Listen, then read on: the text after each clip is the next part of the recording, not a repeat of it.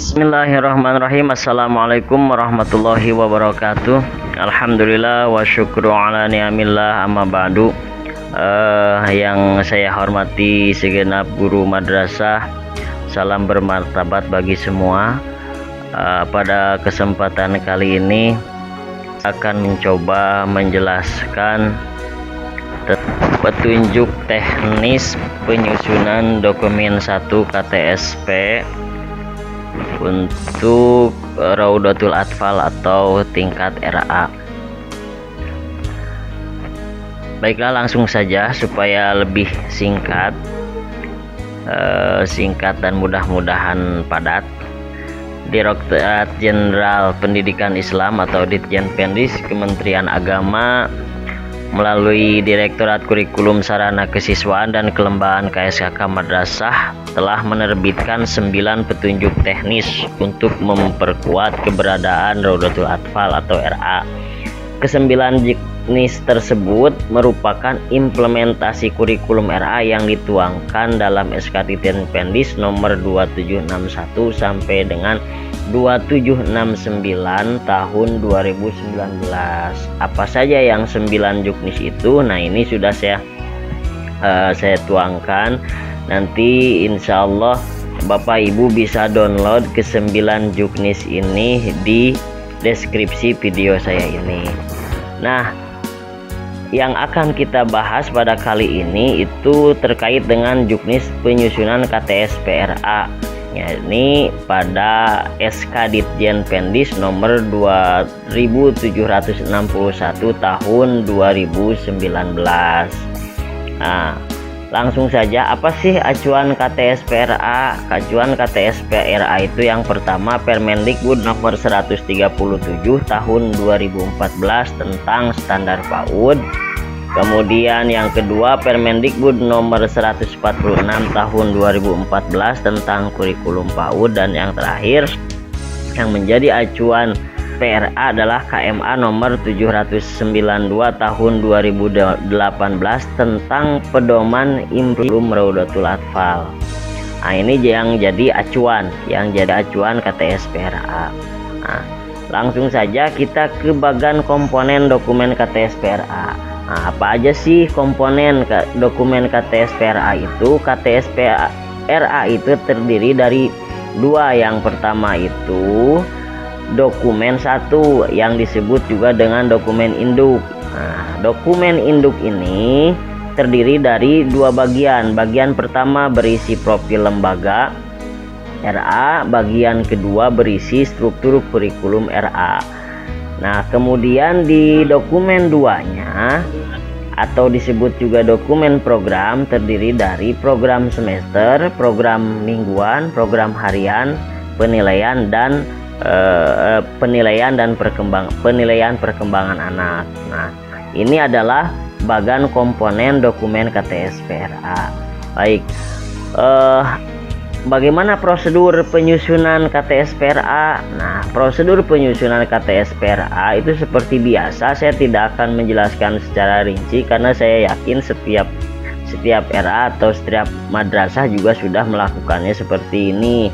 Ya, secara umum terdiri dari 3 langkah. Yang pertama analisis konteks. Jadi RA atau madrasah setelah membuat tim pengembang kurikulum, maka yang pertama kali dilakukan adalah menganalisis konteks atau menganalisa keadaan sekolah. Kemudian setelah dianalisa, buatlah draft penyusunan KTSP. Draftnya seperti apa, kemudian juga nanti tahapan-tahapan setelah di draft apa, itu ada di penjelasan juknis ini secara rinci. Bisa Bapak Ibu baca dan nanti download di deskripsi video ini. Kemudian yang terakhir setelah draftnya jadi, nah baru penetapan dan pengesahan KTSP. Nah, penetapan dan pengesahan KTSP ini jelas sudah ditandatangani oleh pengawas, baru kita menandatangani ke Penma di kabupaten atau kota. Bapak Ibu sekalian, itu prosedur penyusunan KTSP. Nah, adapun komponen KTSP RA memang ini banyak hal-hal baru di komponen KTSPRA yang sekarang yang sesuai dengan juknis sekarang. Nah, ini komponennya. Seperti tadi saya jelaskan bahwa dokumen KTSPRA itu terdiri dari dua, yaitu dokumen 1 dan dokumen 2. Nah, ini di dokumen 1 itu, di dokumen 1 KTSPRA itu terdiri dari dua bagian. Bagian pertama ini, dokumen bagian pertama ini komponennya. Jadi dijelaskan sejarah singkat berdirinya RA, atau kalau di madrasah itu bab 1 gitu. Nah, kalau di RA bukan bab. Jadi menulisnya itu bagian 1. Bagian 1 itu isinya apa aja? Sejarah singkat berdirinya RA, bagian struktur, alamat dan peta lokasi, kemudian status satuan lembaga RA. Ini di bagian 1 atau bab 1. Nah, kemudian di bagian 2-nya apa? Terdiri dari pendahuluan biasa, latar belakang, landasan filosofis, tujuan penyusunan KTSPRA itu. Nah, itu di bagian 2. Jadi bagian 2 itu terdiri dari pendahuluan, kemudian visi, indikator visi, misi dan tujuan lembaga. Ini bisa Bapak Ibu baca lebih rinci nanti setelah Bapak Ibu download juknisnya di deskripsi video saya ini. Di sini ada nih visi lembaga itu bagaimana, indikator visi itu seperti apa, nanti isinya ini tinggal merujuk saja kepada ini. Seperti misi lembaga.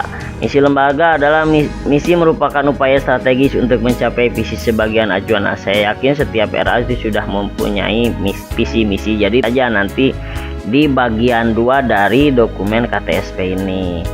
Nah, kemudian apalagi selain visi misi, karakteristik lembaga, kemudian juga standar tingkat pencapaian perkembangan anak. Nah, ini mengacu kepada KMA. Maka jelas Bapak Ibu ketika menyusun kurikulum ini harus lihat dulu, baca-baca dulu KMA 792 tahun 2018, karena di sini ada nih standar tingkat pencapaian perkembangan anak, kemudian yang E-nya indikator pencapaiannya juga sama, ini melihat kepada KMA. Kemudian program pengembangan dan muatan pembelajaran.